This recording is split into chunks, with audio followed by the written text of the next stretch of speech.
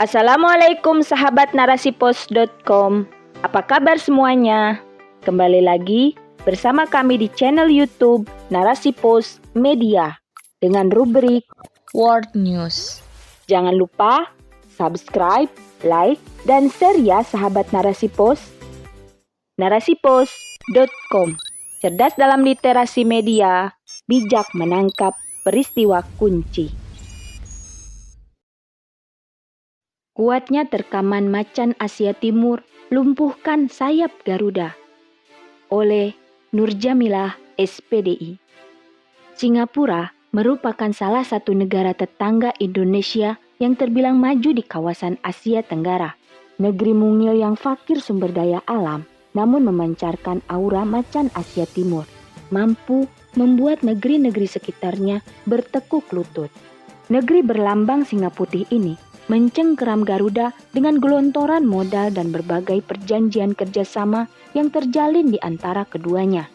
Telah terselenggara pertemuan leader retreat antara RI Singapura di Bintan, Kepulauan Riau pada 25 Januari 2022. Hasilnya, terjadi penandatanganan kontrak kerjasama strategis dalam ranah politik, hukum, dan pertahanan keamanan, yakni terkait FIR, Flight Information Region, Extradition Treaty, dan Joint Statement MINDEF, DCA. Sejak awal, negara ini sangat membuka diri terhadap investor asing dengan prinsip perusahaan asing yang masuk di negaranya pasti akan memangku modal, keterampilan, dan teknologi. Singapura memetik pelajaran dari itu semua dan berhasil mereplikasi praktik bisnis yang dibawa korporasi asing itu ke dalam negaranya. Prinsip ini masih diterapkan hingga sekarang.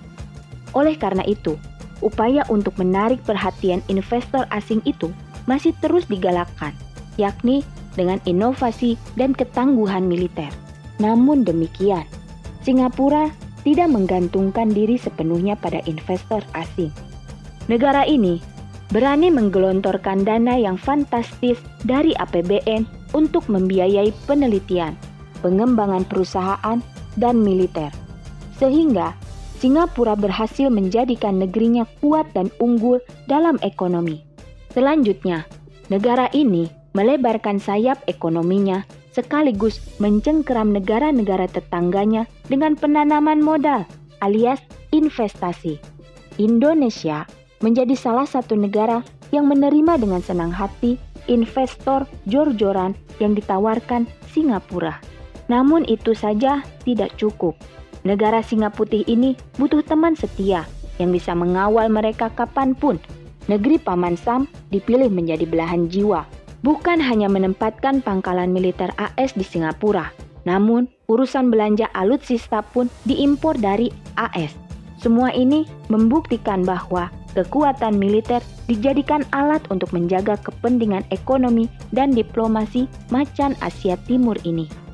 Setelah memastikan negaranya kuat dan unggul, langkah selanjutnya menerkam negara-negara kaya sumber daya alam dengan jeratan modal dan kekuatan militer.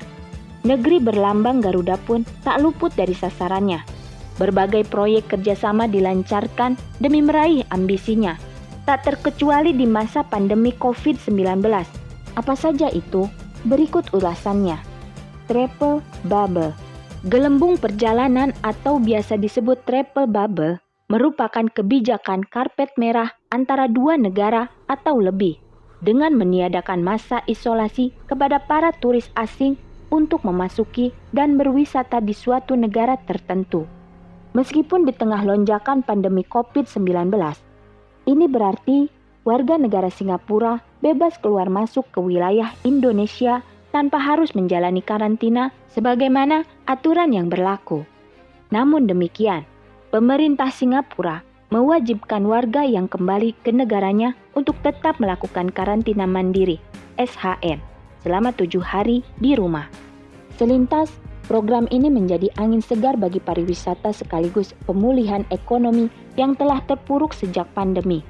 Namun, tak bisa dinafikan bahwa diberlakukannya program ini di tengah lonjakan Omikron dapat menyumbangkan dampak negatif bagi Indonesia.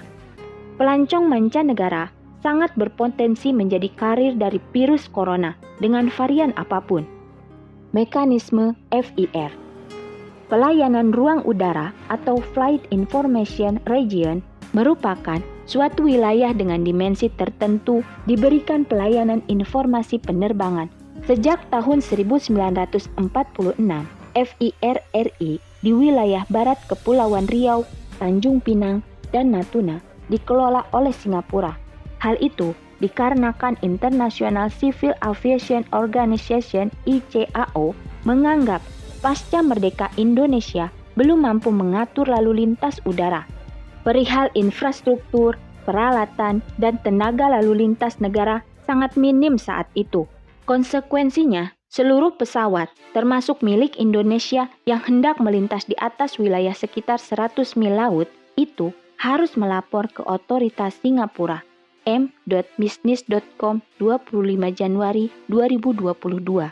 Namun, sejak Selasa 25 Januari 2022, Indonesia mengambil alih FIR ini dari Singapura. Melalui pengambil alihan FIR ini, wilayah udara Kepulauan Riau dan Natuna yang sebelumnya tergabung dalam FIR Singapura, kini menjadi FIR Jakarta.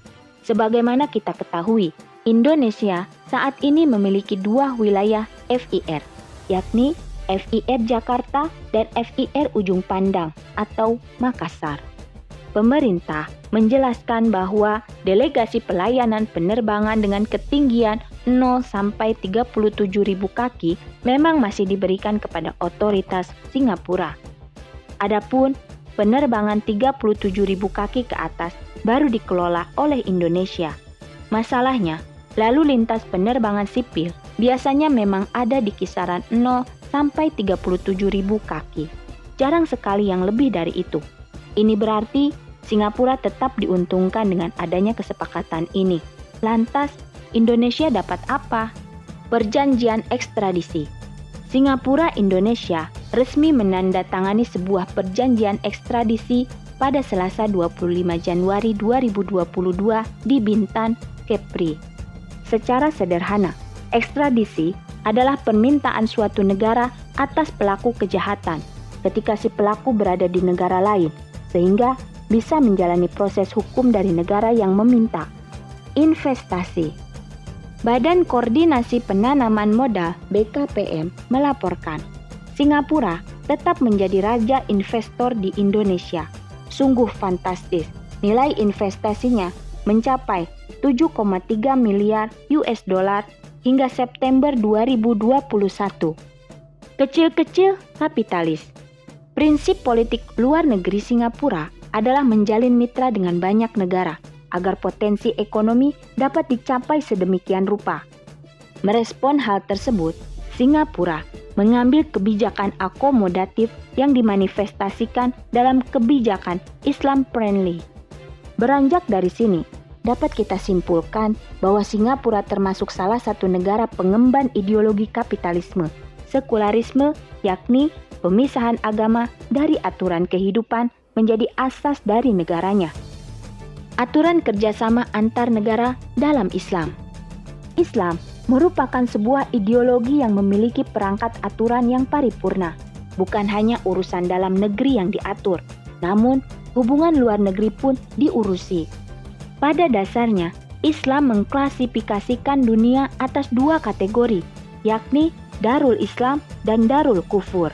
Politik luar negeri Darul Islam adalah menjadikan akidah Islam menjadi dasar bagi ideologi negara. Tujuannya untuk menyebarluaskan risalah Islam ke seluruh penjuru dunia. Islam sangat berhati-hati dalam menjalankan hubungan dengan negara lain.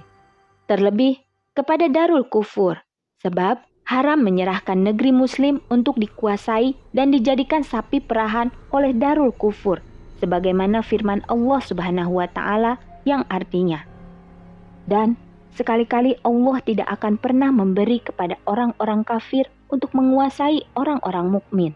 Quran Surat An-Nisa ayat 141.